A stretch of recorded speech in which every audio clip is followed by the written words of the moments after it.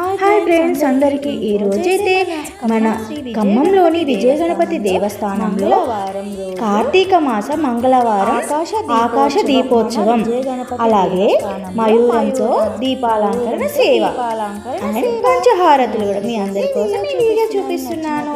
Video నచ్చినట్లయితే like share subscribe చేయండి friends. Bye bye.